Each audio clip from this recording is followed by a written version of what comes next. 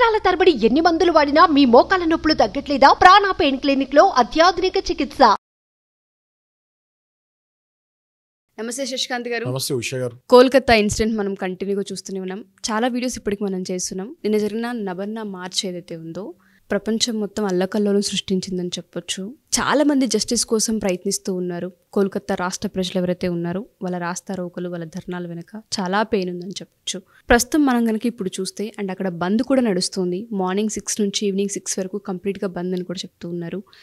అంటే న్యాయం కోసం పోరాడే ప్రాసెస్లో ఇదంతా కంప్లీట్గా ప్రభుత్వాలు వైపు వెళ్ళిపోతూ ఉంది మ్యాటర్. దీన్ని ఏ విధంగా మనం చూడాల్సిన అవసరం ఉంది, సుప్రీంకోర్టు దీన్ని ఏ విధంగా ముందుకు తీసుకెళ్తూ ఉంది అంటారు. అండ్ నబర్నా మార్చ్ వెనుకున్న రీజన్స్ ఏంటి అసలు? మమతా బెనర్జీ కార్యకర్తలతోటి ఇమీడియట్గా ఇన్సిడెంట్ అవగానే ప్రొటెస్ట్ చేస్తాం జరిగింది. అందరూ చూసాము, అందరూ దాన్ని అపహాస్యం కూడా చేశారు.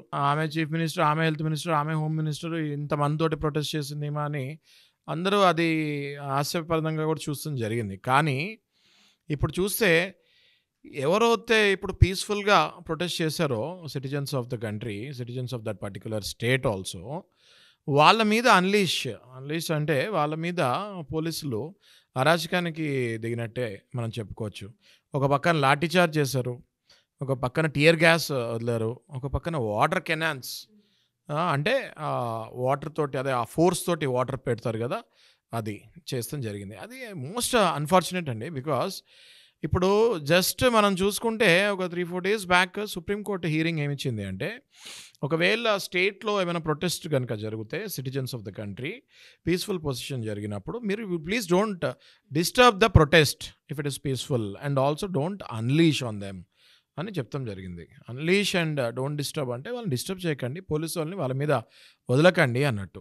అట్లాంటిది మనం చూస్తే అసలు లాఠీ చార్జ్, టియర్ గ్యాస్ వదులుతాము, వాటర్ కెనాన్స్ వాటర్ వేస్తాము. మనం కనుక చూస్తుంటే విజువల్స్లో ఒక ముసలాయన కాషాయ బట్టలు వేసుకొని జెండా పట్టుకొని, మన భారతదేశం జెండా పట్టుకొని ప్రొటెస్ట్ చేస్తున్నాడు. ఆయన ఆబ్వియస్గా చేతిలో జెండా పట్టుకొని కాషాయం డ్రెస్ వేసుకొని, అది పీస్ఫుల్ పొజిషనే అంటాం కదా, దాన్ని పీస్ఫుల్ ప్రొటెస్టే అంటాం కదా.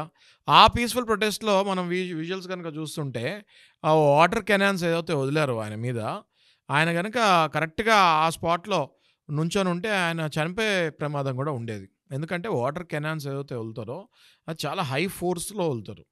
జనాలు ముందుకు రాకుండా ఏదైతే ఆ స్ట్రెంగ్త్ ఉంటుందో వాటర్ కెనాన్స్, ఆ వాటర్ స్ట్రెంగ్త్ ఏదైతే ఉంటుందో, ఫోర్స్ ఏదైతే ఉంటుందో ఆ ఫోర్స్కి మనుషులు వెనకాల పడిపోతారు, ఎగిరి ఇట్లా వెనకాల పడుతూ ఉంటారు. అంత స్ట్రెంగ్త్ ఉంటుంది దానికి. ఇందులో ఈయన వయసు చూస్తే సుమారు 70 ఏళ్ళ వయసు ఉన్నాడు ఆయన, పెద్ద ఆయన.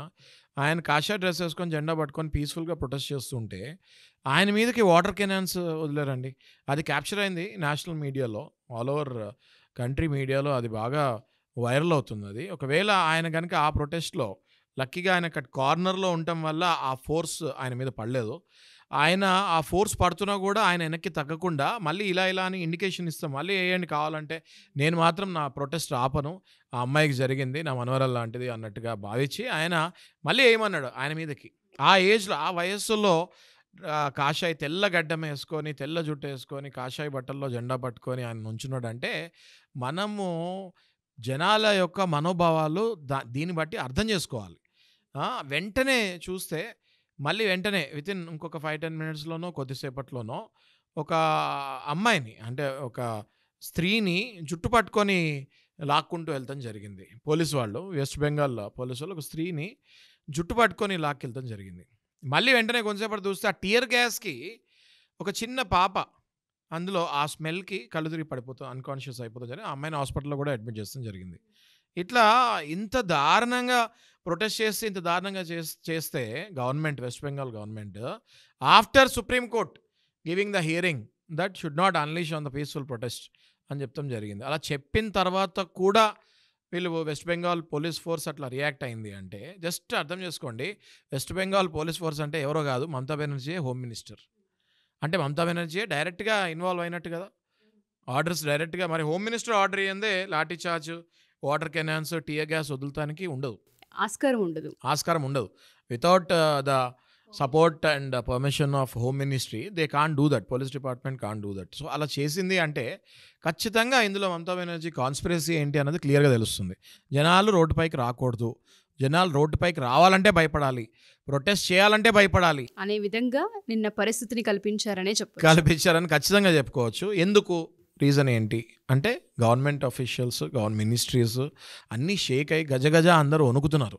ఎప్పుడైతే ఈ సందీప్ ఘోష్ని బయటకి, ప్రిన్సిపల్ ఆఫ్ ఆర్జికర్ కాలేజ్ని ఎప్పుడైతే ఆయన ఎక్స్పోజ్ చేస్తాం జరిగిందో, పాలిగ్రఫీ టెస్ట్ ఎప్పుడైతే అందరికీ చేస్తాం జరిగిందో, ఏం నిజాలు బయటకు వచ్చినాయో ఏమో మనకు తెలియదు. కానీ మరి ప్రొటెస్ట్ని home minister, chief minister, health minister 3 ఆమె ఉండి ప్రొటెస్ట్ని హోమ్ మినిస్ట్రీలో ఉండి ఇంత దారుణంగా ప్రొటెస్ట్ని, ఆ ముసలాయన కానీ చిన్నపిల్లలు కానీ కళ్ళు తిరిగి పడిపోతాము, వెనక్కి తిరిగి పడిపోతాము, ఇట్లాంటి ఇంత దారుణమైన లాఠీ చార్జ్ చేస్తాము పోలీస్ వాళ్ళు.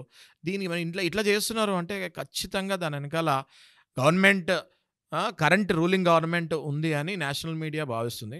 అంతేకాదు ఆమెకి చీఫ్ మినిస్టర్ పదవి కూడా ఊడిపోతుందేమో, ఊడాలి లేదా ఖచ్చితంగా ఊడిపోద్ది అని కొన్ని నేషనల్ మీడియా ఛానల్స్ కూడా చెప్తాం జరిగింది.